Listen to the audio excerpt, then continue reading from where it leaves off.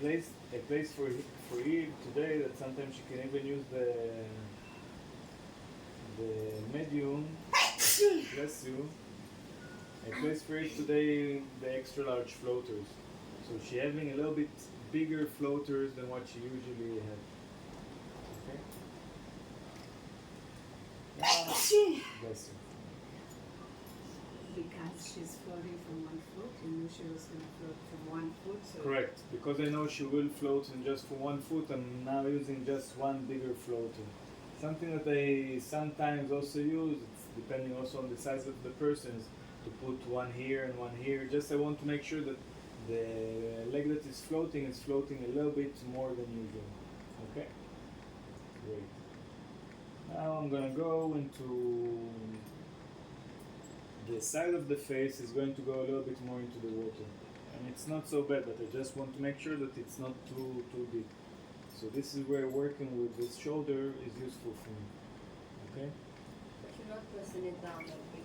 No, because now, usually why I press it down, because I want the shoulders to be on one line. I don't want people to float like this when they're supposed to be on their back, because if you're on your back and you're floating like this, you're already off. So when people are just on their back, I use the hand to keep the shoulders in one line.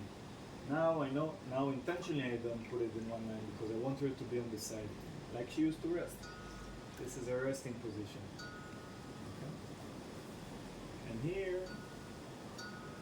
we'll go into the frontal plane.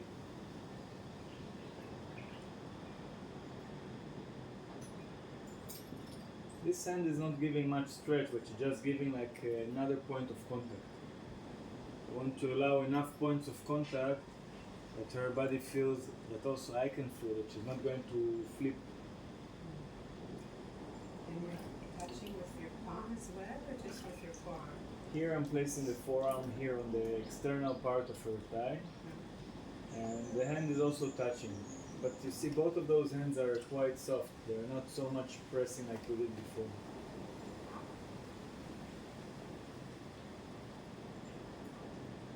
And as I move from side to side, I can see that first of all the right leg sunk more. She's now in a deeper spot. And also something about the position of both of the hands start to readjust themselves. The body, we must remember, the fact that we are saying, okay, the session starts now, doesn't mean that the body is surrendering now. But we are encouraging through movement and through understanding what is the soft positioning or resting position of the body, we are inviting it. Where is she leaning on you inside the water? On your thigh or on your chest? Or not? No, you're welcome to come closer. Actually, I prefer, I can do it, and we will learn also, not today, but we will learn how to do it. To be here in a position that she's fully resting on me like this, it's still not part of the intimacy that I feel that we've grown into, but we will. So one hand here and one hand here, and just allowing. And also respecting the rhythm, respecting the fact that it takes a moment for her body to understand it. Another thing that happens now within the thigh muscles and the pelvic floor, the gluteus, the hips, the iliopsoas, all of them are kind of like learning, especially with the right leg, that completely sinking is possible. It's safe. Because usually this is the way that we should be, but for different way that we hold our body, even in that the gravity doesn't apply, the body is still stiff. And when I'm arriving to this position, the body is actually relearning that softening and releasing is possible. And we will do another class that will be all about pelvic muscles. There is a lot of stories that we carry in our pelvic muscles.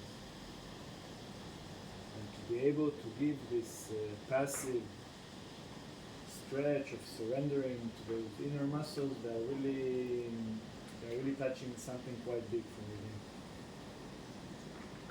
So it's a really big invitation for everybody, if you want, of course. to honor the rhythm of the body and the story that holds the inner muscles of the body, and to allow them the space that they need to drop. Okay. Yes.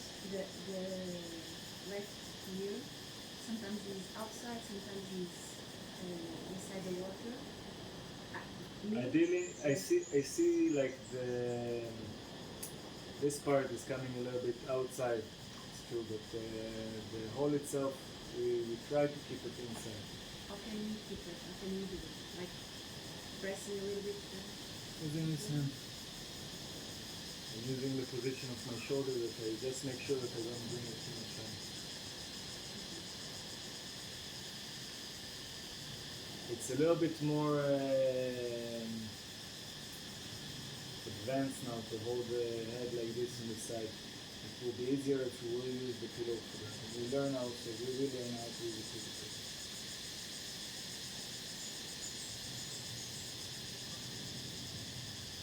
I'm going to take the thigh that is rested and I'm bringing it slightly in with my hand. From underneath? Underneath.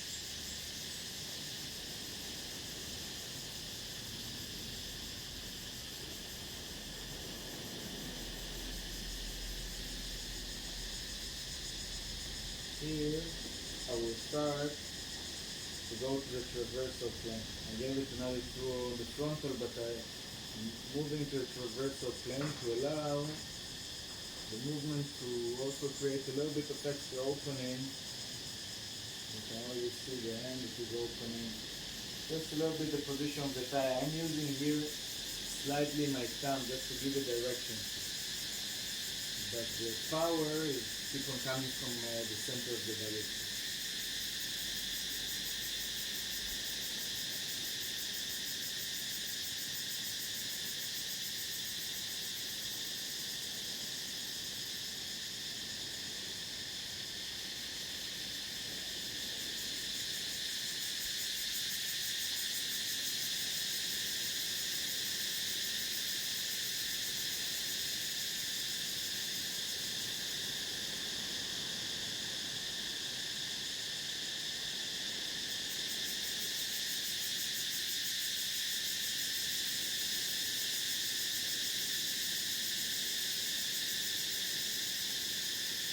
If you will see the sound, it's really creating a direction.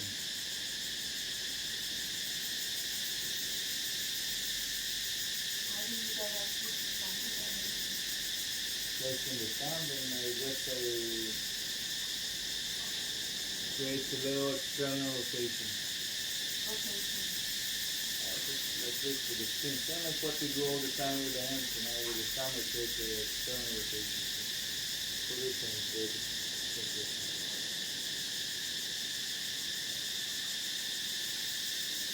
I'm going to taper now that we are more in a place that we are establishing the sense of intimacy. I'm taking my hand and I'm placing it here. I'm taking my hand here and I'm placing it on the sacrum. Looking here and here.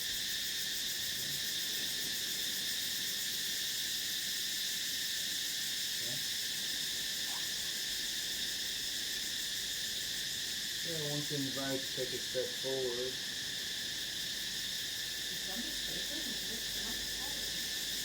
This part is in the sacrum. Because her back is a little bit in tension backward, I don't want to place it on the buttocks, so I place it here, but this part of my hand is positioned directly on the sacrum.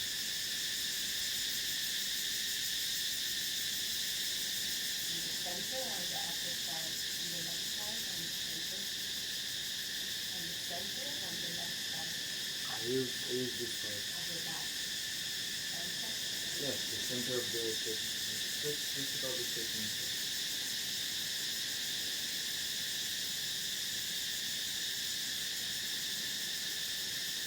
The movement is primarily from your center, like going backwards and forward. Correct. You don't do anything with your right hand.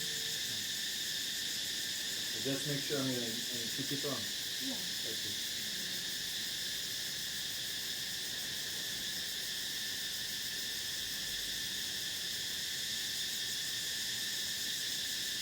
Then I pass my hand also and place it in the back of the heart. And here I do give it a little bit of, I don't press it towards me, I just stretch the skin a little bit towards the tip.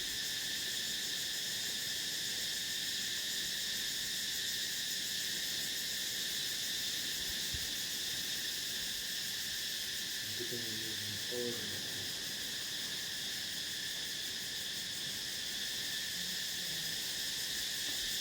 I'm melting the mountain.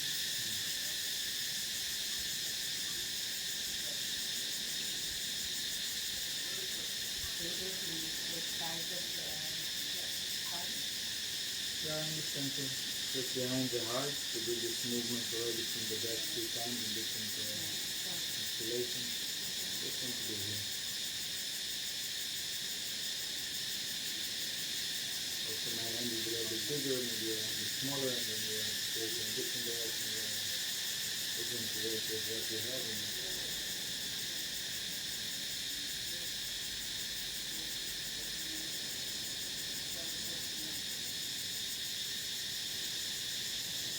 Placing the hand here on the shoulder.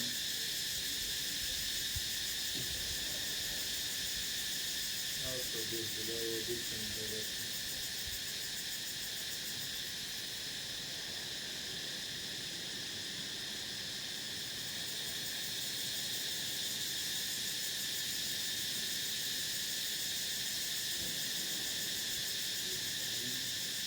And I place my hand on this.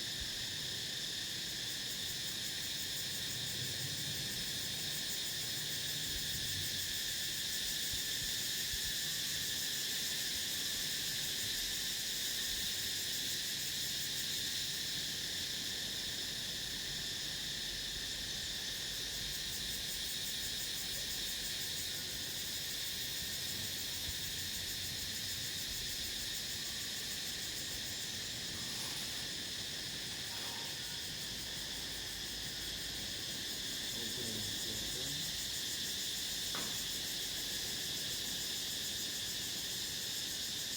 Turning twisting like that.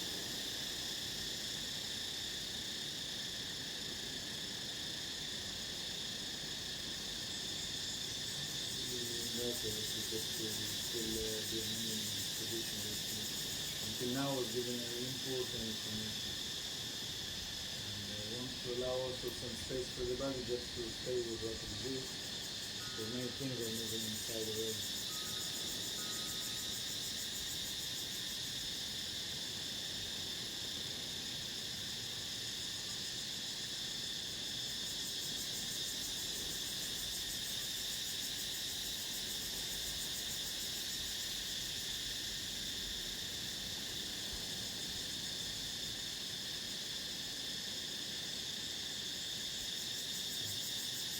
Trying to collect the lower foot.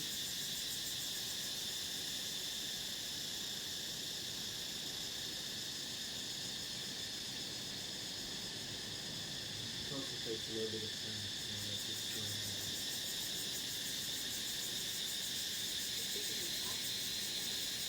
and lifting it a little bit. Because before it was very low. Or it could before was here. Now let's trying to bring it back.